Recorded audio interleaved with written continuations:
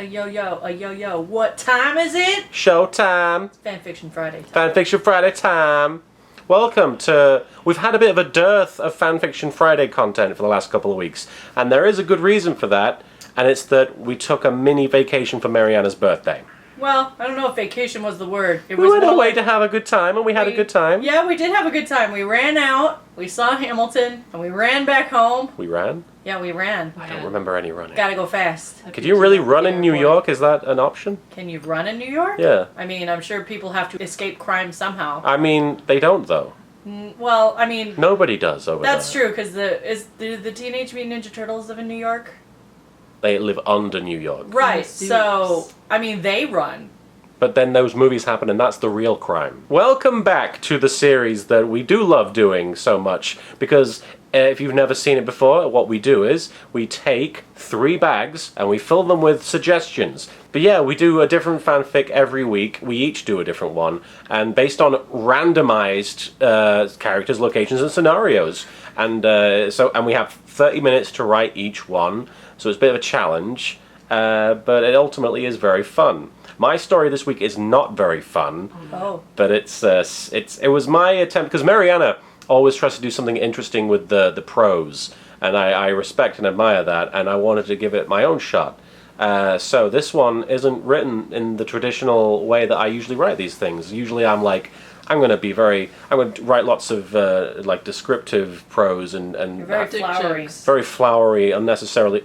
Like you went for flowery prose and you went for dick jokes. Flowery dick jokes. Excuse me, the proper word in prose is meat stick. But my first fanfiction, my only fanfiction this week, but my first one since we returned, is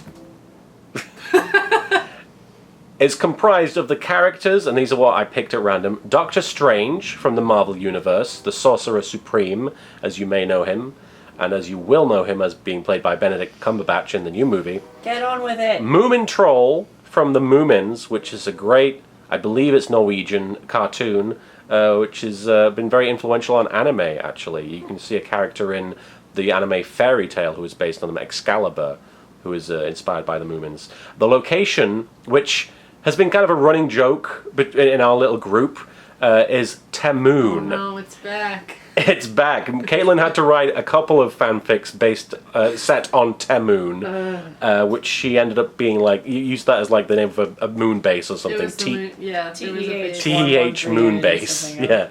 But I didn't do that, I just did the moon.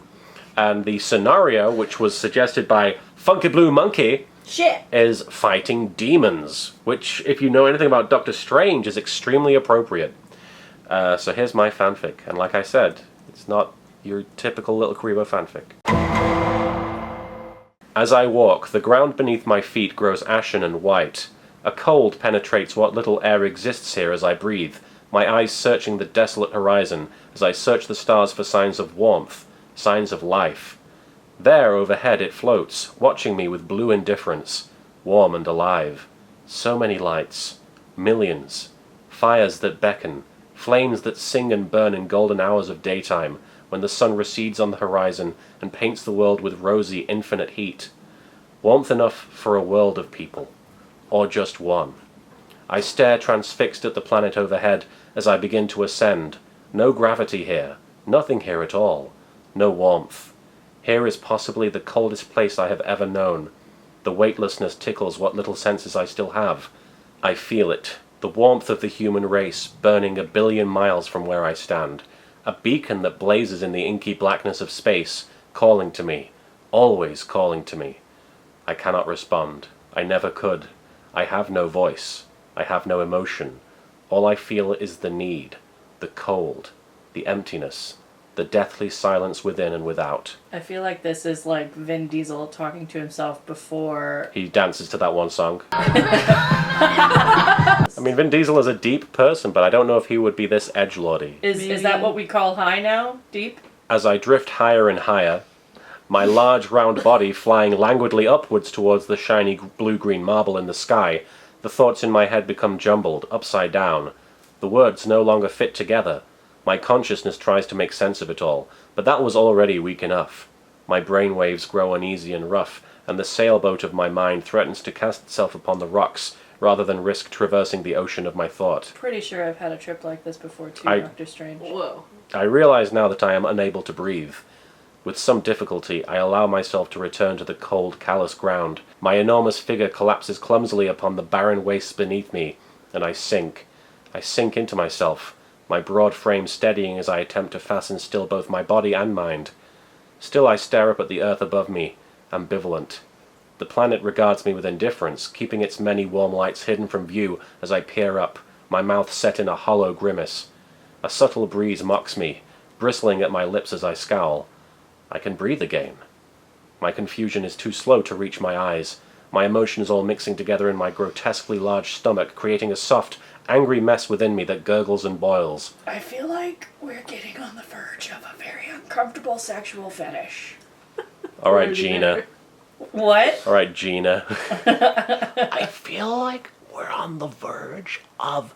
I'm just saying, he keeps describing himself as very large, and now his guts are like, okay. You're the one making a lot of assumptions. I'm not kink-shaming, Let's see. Let's just see. Let's see where it goes.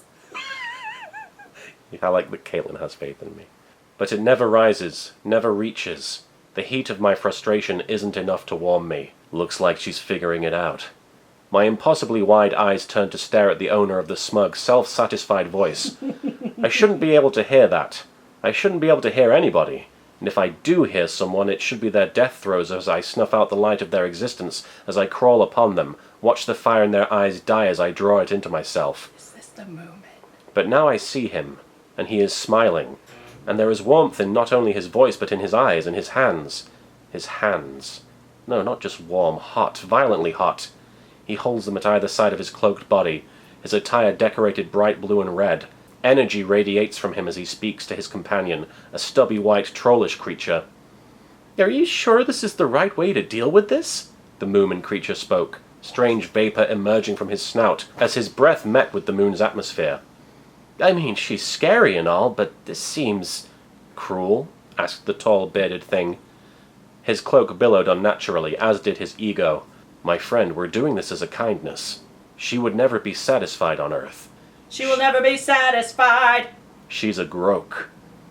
I know this word. Fit that into Hamilton. This word resounds through my head, dredging up old memories of children screaming as they notice me standing at the end of their garden in the dark of night. Memories of fires snuffed out. Memories of men and women and other such creatures staring up at me in horror and confusion before I remove the unfortunate emotion from their eyes and replace it with a deathly fog. Their warmth entering me. The word. The name. The groke. Is that what I am? "You're lucky, Moomin troll," the man observes absently. "This particular demon has taken many a life. I'm sure it wouldn't have thought twice about taking yours." "If it even thinks at all," the youthful Moomin boy gasps. He has noticed I am watching him, hearing him. I begin moving in his direction. "Get back, you frightening thing!" I brought her to this place because it's the coldest place I know of, where life can still flourish. The bearded man continues. "This part of the moon, it used to be home to the inhuman royal family. As such, there is still a thin pocket of breathable atmosphere that still lingers. It's canon. Alright. That should be enough for our dark visitor." I listen. That's racist, Benedict Cumberbatch. "It is all I am able to do," the kindly doctor explains. "They feed off of it. Sometimes it's not so bad. Sometimes it just happens upon a sleeping group of campers and drinks happily from their fire, leaving without disturbing a single one of them. Or sometimes it just finds a lost child playing in the woods by itself, and it sees the warmth within them and..." His words stop. I imagine he is feeling something. It doesn't look pleasant. This is our only choice. The humane choice. "I hope you're right," Moomin Troll remarks, gaping at me the whole time. "As do I." The strange man waves his arms in a single flourish and speaks aloud words that seem to bite into the fabric of space. "By the blessed Vishanti, return us home!" The two disappear in a flurry of incandescent energy. The warmth is here and gone. Too late to savor. It vanishes before I can even taste it on the wind. I turn to look up at the planet once more, the burning orb of warmth with so many dancing lights and fires to consume. I wait, even as the sun's rays disappear, leaving me in total darkness where warmth cannot touch. I wait. This place is cold as death. That's the end of my fic. That motherfucker's gonna go suck up the sun. He could, if he tried, but he'd have to get there. It'd be a long... She. Yes, sorry. You misgendered a demon! I did. I forgot the characters, the location, and the scenario. I think you both like, whoa, what's happening? I don't know. I was very confused because I thought the Moomin was like going to go on a murderous rampage because I also forgot about the demons. Yeah. And I was like, is I had a the feeling. Moomin, he has a grotesque large belly, I guess? I don't know. No, the Grok is actually like one of the most terrifying... The show is pretty scary, the Moomins, like at times. The Grok is the most like infamous thing from the show because it's just like Slenderman quality stuff in a children's show. It's just this creature that just... It does get attracted to fire and warmth and people, but it doesn't kill them necessarily. But in this interpretation, I chose to have that be the case since it was fighting demons. But yeah, it's pretty frightening if you Google search the Grok. Okay. It just sat there and stared at Not people. Yeah, pretty scary. But thank you for listening. Such unrest in France will lead to anarchy. Anarchy? How you say? Oh, anarchy! Hello again. It is my turn. Oui, mon ami. Je m'appelle Marianne. For this week, I didn't know that my story was so terrible preemptively. She had to was trying to leave. leave. She's like, no! Well, I scared her with mine. I think. That's true. She's like, I can't handle another Blinking demon. my teeth. There's another demon in this? No, Finn Balor? no. Okay, I mean, unless somebody's a demon in the sack, but... possibly. Characters in my story are Zarya from Overwatch, suggested by Laser93, and Yami, suggested by Forever Alon. That's I Alone remember with you 2 describing N's. this story. Yes. The location is the Roman Baths of Bath, England. So, plot twist! Why is that a plot twist? Because they're not in Rome. Right, but the Romans occupied England at the time, so they are Roman I was baths. making a joke. It wasn't a good joke, because It felt- factually, the facts don't hold up. Okay, well, there's a lot of facts that will not hold up in this story in that case. I don't know, it seems pretty airtight. And the scenario was on a date. I'm very sad that I only had 30 minutes for this story because I was actually looking forward to writing something. I mean, nothing's stopping you from writing more. True, but Only you are stopping you from I'm writing just saying Only you can I am... prevent fanfiction. I don't think that's true. Speaking of None of us can fanfiction, do that. their footsteps echoed against the empty walls, water reflecting and dancing insistently in front of them as they explored the ancient Roman baths of Bath, England. The sounds were the punctuation marks of an awkward conversation they were putting off having, namely, who would enter first. While the area had been a national landmark and museum, goddammit, Martin. While the area had been a national landmark and museum, comma, after the Omnic Wars, priorities had been placed elsewhere, so the pools went forgotten, hidden underground as everyone else attempted to pick up their everyday lives. Another reminder, another scar of the cost of conflict. Alexandra Zaryanova did not frequently find herself in a situation that caused her any amount of discomfort, but then again, most situations she put herself in required physical involvement, which was her obvious forte. As her eyes wandered the abandoned room and landed on her fellow trespasser, her heart clenched. A fellow trespasser. Yeah. They're not there legally? No. Oh. I just said after the Omnic Wars, this was forgotten. Oh, okay. Yeah. This So is that like date- not... Shut down. Their date is like, let's go sneak into some baths. Yeah, it's romantic as fuck. Water's gonna be filthy. As her eyes wandered the abandoned room and landed on her fellow trespasser, her heart clenched. This was not one of those scenarios. He was small. A lot smaller than her normal taste in men. Hello. His slight frame made even more angular with a well-constructed suit made of firm fabrics that whispered as he moved. His hair wild and colored with black, maroon, and gold. Imagine how much more dramatic Yugi's duels would be if it was like whoosh. It is like that. No, there's just motion lines. Oh, man. Like every There's single... that one moment in the Buzz Beyond Time movie where he's like, it's my turn. And like, without doing anything, he produces some sort of gust of air from his body. Of course, he farts. Yes. Because it's always the tails, right? It's always his little jacket tails flying up in the air. In that instance, it was like radiating around him in a 360. He's got buttholes all over his hips. Oh my god! That's the secret of the pharaohs. No, You're supposed to die with me. no. It's a genetic disease. I'm judging you. All of my buttholes are judging you. They're just like... His hair, wild and colored with black, maroon, and gold, stood defiantly in an attempt to make him seem taller. For a woman of Zarya's stature, however, the illusion was in vain. He regarded the walls carefully, eyes carefully, taking in the details of the crumbling rock and tile that surrounded them. We don't get time to edit here on Fanfiction Friday. It was their third date, and he had suggested they do something a bit more adventurous. As long as that didn't... I'm thinking about the buttholes. Yeah, put it anywhere. There's no shortage of options. Imagine a gangbang if that... He's just like, okay.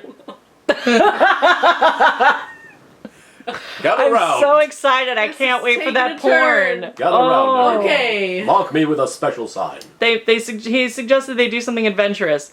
As long as that didn't involve casual and repeated murder, Zarya was down for anything, having gotten her fill of the previous in the Overwatch program. She had been surprised... Murder? Yeah. You gotta kill people. But it's not murder, is it? It's murder when you're in war, yeah. Oh, that's like... I mean, it's justifiable murder, but it's still murder. How quickly would we fucking die if we were in a scenario like that? Very quickly. Any sort of fucking Seconds. wartime scenario, Like, yeah. think of every time you've had to reload a video game. Exactly. You wouldn't even get that far. But at least in other video games, they pretend that, like, you can't continue on without you being there. Like, you know, you have to reload your previous save. Right. Overwatch is just like, bleh! There you go. Zarya was down for anything, having gotten her fill of murder in the Overwatch program. She had been surprised by his choice, though. A public bath implied public nudity, something that she didn't oppose. However, this also confirmed that he felt that their dates were going as well as she thought they were, and that he was most likely interested in taking things a step further. I'm 15. Oh. She looked at the water. Oh, God. You're 15 and covered in buttholes. Oh my god. I've been covered in buttholes since I was a baby. That would be really bad explosive diarrhea. Lots Could of you diapers. imagine the blowout with like 12 buttholes on a baby? Alright. She looked at the water, clear and lit despite everything, and then back at her partner in crime. 3 dates. Long enough to know each other a little better, to begin to think about something a bit more. Also enough time to start feeling a bit more bold. Her stomach twisted and she blinked in surprise at the visceral reaction she had at the thought of intimacy. She was no stranger to sex, but she had not been in a relationship for quite some time, and most encounters she had were far more casual than this. Humbling, isn't it? A deep voice echoed in the chamber, seemingly everywhere. She felt the sound on her skin, prickling at the contact. That this has been here for 2 of a singular lifetime, and for many more. What? Ooh. 200 years? Oh yeah, it was only there for 200 years, so it's not a Roman bath. Then why is it there? They were like, it was like a thing that somebody made. They were like, we want some of that. Those are cool. Anyway, Yami I should says know that this has been here for 2 of a singular lifetime and for many more. What the fuck does that even mean? Say it. Alright, it's done. Okay. I said it out loud, it's done. Zarya met his eyes. I don't understand how conversations work if we're not saying, I attack your monster for 500 life points of damage. He's just saying words to make himself Isn't sound it cooler. fun that 2 of a singular lifetime has passed and... With what? the years of the people inside of them. Zarya met his eyes, narrowed and weathered with experience. They were one of the reasons why she had come to like him a great Talking deal. about buttholes. Oh. Narrow and weathered with experience. The buttholes were one of the reasons why she had come to like him a great deal. His presence was grounded and ageless. He felt many years older than he actually was. I suppose, she said, I am not one for focusing on the past. He tilted his head to the side, and his hair went with it. Why is that? The future is more important. I cannot do anything about what has been done. It cannot be lifted, cannot be burned, and cannot be improved. Her tongue stumbled over the English with a new difficulty, although she was unsure if it was because she was unused to expressing the sentiment or because of the way the man was looking at her. His intense presence focused on her every word. But I can make decisions now to make things better for tomorrow. I suppose. He said, fingers delicately tracing the patterns in the wall. Should have casted you for the new Yu-Gi-Oh! movie. I know. Fingers delicately tracing the patterns in the wall as his long, slender legs began to bring him closer to her. He was almost smoldering now. But the past helps inform those decisions, does it not? This is the sexiest fanfiction I've ever read. Yes. Are there decisions that you are looking to make at the moment? She asked, choking out the words in the sexiest way she could. He smirked, the corner of his mouth curled deliciously as his eyes hooded themselves. He was close now, looking up at her with an unspoken purpose. His body was easily half the size of hers, but her mind began to wander as she traced his slim outline with her eyes. All the ways she could make that tiny frame work to her advantage, dancing in her mind's eye as she swallowed. Just one, he said, bringing her back to the conversation, but I can't make that decision alone. And then they fucked! Yeah! I'm so sad. I wanted to write, like, really awkward erotica where, like, you know, I mean, because He's Yami's crawling so all over tiny. her. Yeah. Like, I yeah. like the idea of him having so many buttholes though, because he's like a bowling ball. Is this canon now? He's like a bowling ball. You can like fit all your fingers in and just. That's a conservative amount of buttholes. Well, hey, no, I'm saying there are loads of buttholes. Yeah. You can put your fingers in at any angle and put your fingers in buttholes. Oh, I see. Like, Wouldn't think that about throw that. off the weight of his throw, though? That way, it's like you're like exciting different buttholes every time. And you can, Grab like, more you can It's easily... a different experience every time. Sure, it's like Star Tours. The new Star Tours. My story is Jabba the Hutt and Thor on The Trump's... Mighty Thor? Oh yes, the mighty Thor. On Trump's wall, which was recommended by Fast Cars with the Z05. I don't think anybody Thank God. recommended Trump's wall. They I think did. Okay. I love It that. did. I love that the Z is there. You know, that makes him sound like he's Cars badass. Cars is even like fast. Yeah. Yeah. Yeah. I mean, like, not only is it a car, it's a cars, and they're fucking fast. So, like, this guy is cool. The scenario is indulging their kink. Wait, who is this? Jabba the Jabba the Hutt, Hutt. Thor Oh. on Trump's wall indulging their kink. Let's just say that I really didn't know what I was gonna do with this, and I really don't know how I feel about what I did. So, Oh. the world was in utter chaos. Donald Trump becoming president had done for the country exactly what he promised, and not only did America not become great again, it went bankrupt like many businesses he had run Wow. into the ground before his election. Immediately political. As soon as he was voted into president, Walmart just explodes. He followed through on many of the crazy schemes everyone had assumed was a Those joke. wacky schemes. Those Such as wacky Donald banning Trump immigrants. schemes. And after the devastating World War III, the world was looking to reunite again. The reckless funding for weapons and mass destruction had ripped open a portal to alternate universes, and creatures and people that only could have come from fiction were now fighting for control over resource-covered Earth. Oh my god, Jabba the Hutt versus Donald Trump. It's like the same guy fighting himself, really. Oh. Not everyone who came through was seeking destruction, though, and as the last of the dimensional wars slowed, the Earth sought to close the portals and reclaim some of the semblance of the peace they had before.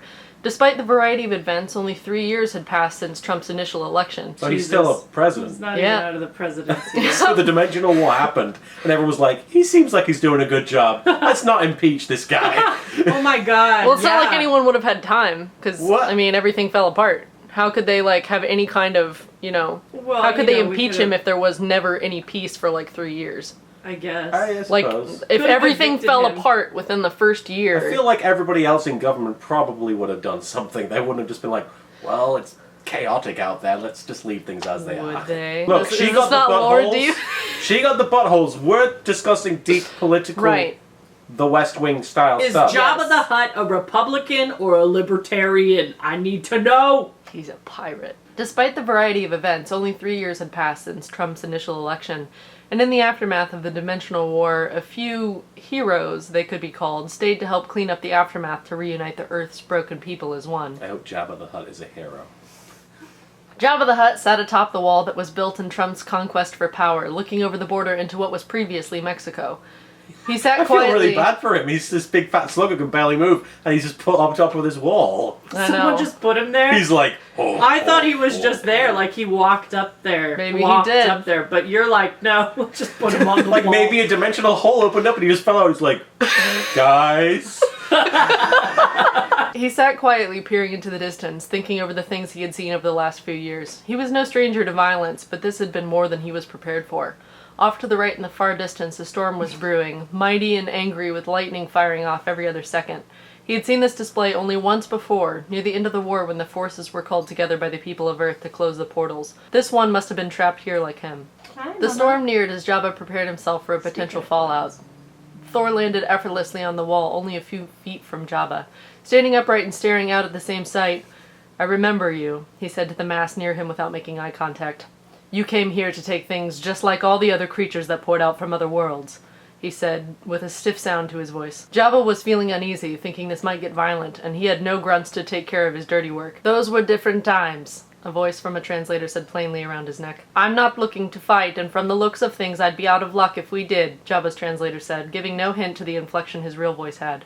That translates to too fat to move, so... I'm sure you've lost things from this too, Thor, Jabba said, turning his gaze back to the distance Thor continued to stare at. I'd be surprised if anyone came out of this without losing something, though I can't say the desire to let slip your life from this world does call to me, Thor said flatly with a hint of disdain. Why not indulge in something more complex than anger, something more pleasurable? Jabba's translator said flatly, as if it were recommending options for lunch. How many buttholes does Jabba have? What in Thor's name is that supposed to mean? He's very, fond of Wait, himself. Thor just said what in Thor's name? I meant to put Odin, but I put Thor, so he's just, very self-absorbed. What in my own name? What in my own name What does is Tina that Turner supposed to have mean? to do with all... What does Tina Turner have to say about all this? What? Tina Turner? Remember Tina when you Turner. called Tina Belcher Tina Turner? Oh! Thor said, turning sharply to face the worm-like mass that had some manner of slime dribbling from its lips. Just this. I may not look it, but I'm quite an amazing lay, and all this tragedy has me in want of some kind of comfort. At this point, I wouldn't even mind if it wasn't, Are you mad? You were a force of death and horror! You brought women in as slaves and massacred families while laughing. How could I ever provide you with any sort of comfort? I mean, all Jabba does is lay, so of course he's an amazing lay. Yes.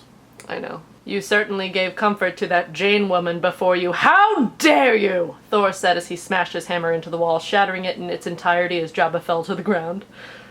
Thor rushed to him. From the wall? How Yeah, tall is the wall? It's really tall. Thor, smashed, into the wall and shattered the whole thing. Right. Okay. So he fell. Thor rushed to him with the speed of his hate and began choking the life from the massive form before seeing that beyond the disgusting oozing liquid that came from his mouth, there were tears welling in his eyes. Thor loosened his grip and the creature convulsed into full sobs. He was a bit perplexed as to how to react to such a scenario, but knew his pathetic enemy wasn't worth killing, as he would never pose any real threat once he got to jail. Thor said as he scratched the back of his head. Are you... he tried to say before massive wails emitted from the blob in front of him. Are you kidding me? Thor said as Jabba rolled back over while croaking and gurgling disgusting tears out. Just... Thor tried to say a more soothing tone before Jabba started choking on the severity of his crying. Thor sighed heavily and patted Jabba's shoulder, and on the point of contact, Jabba first recoiled and looked at Thor with a mucus-covered face, realizing that this was a touch of comfort, and pulled him into a massive, disgusting hug. Jabba hadn't felt a comforting touch in years, and while Thor wasn't looking forward to flying this thing to a holding cell, he could at least indulge him this last disgusting comfort. Did they make love? No, he just hugged him, and They make love. and he just gave him a hug because he's gonna take him to jail. So what's the kink? The kink was hugging? That's why I said I didn't really like this story. Because, essentially, Jabba's, kink is pleasure in any form. And so I was thinking of this hug as, some sort of pleasure, cathartic experience for him. Okay. So it's Thor is indulging his, kink of pleasure. You should have had him, Jabba be I enjoy all forms of pleasure and pain, and Thor could be oh yeah, we'll enjoy this, and then zapped him. Do you think when Jabba gets horny, he just goes... Or gets, stiff, rigid? Yeah. Okay. Rigor mortis sets in. I'm pretty sure his tail just starts wagging like it does. Really? remember when But he his died? whole body could be a boner. I just really liked that Jabba had been sat on that wall for so long. He was up there a while. I like to think that he was just sitting where they were gonna build the wall and he didn't move. So they just built the wall underneath him. lifted him up. And then people are like, Yeah. Jabba the Hutt, what are you doing? And he's like, don't blame me. I voted for Johnson. Ho ho. I like to think that Jabba climbed the wall, but before he did that, he posted a video to YouTube where he was turned slightly to the right and was like, "Forgive my appearance, Mr. Trump, but I didn't want anyone to know who I was." But it's clearly Jabba the Hutt. Jabba the Hutt's asking for an audience with Donald Trump by scaling the wall. Yeah. Also, one way, this is a legit criticism, so ignore it if you like, but one way to differentiate the two characters' dialogue is Thor speaks in very Shakespearean prose. He says thou and, stuff like that. I forgot about that. Art thou stuff. Art thou Art thou a stuff? blob? Yes. Art thou a blob? You would have known immediately. That's true. Yeah, I made it. I was, like I said, I was so, rushed and didn't know what to do with this. I was just like, rah! Rah! I look like Jabba the Hutt there. That was great. Yes. Absolutely, Caitlyn. You look like Jabba the Hutt. That's it! That's it! Oh my god, that was awful. Good job, try it Should we everyone. try again? That's it! That's it! That is it! That's the end of the video. Thanks for watching it. It was very exciting and very in tune. I don't know, this one was very chill. Yeah, this was episode very chill. a chill, borderline, kind of, sexual at times. Yeah.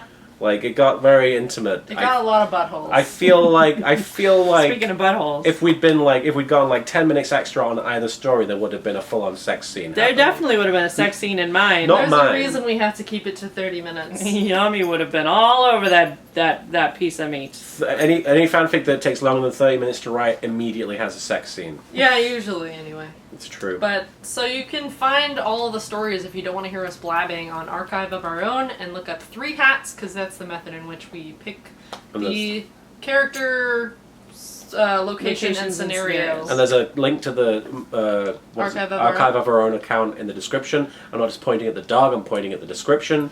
Please feel free to leave suggestions for characters, locations, and scenarios In the on the comments. Please don't have one be reliant on the other. So It's very rare that they are reliant on the other, but try and structure it in a way that it's not don't have Donald Trump and Ronald McDonald sitting in a cat cafe discussing the finer points of economics when it comes to fast food versus other big business. Yeah, don't have the scenario rely on the characters. That often happens. Please tune in next week for the next Fanfic Friday, which will be out on Friday. With any luck, barring any other crazy things, we do have some crazy real life things going on at the moment. Crazy so. real life thing. Anyway, thanks Thanks for for watching. watching. Thanks. Matza. Thank you. Matza, Bye. say goodbye. Say goodbye, cat. Mama. Goodbye. Mama. Mama? There you Oh. go, she said it.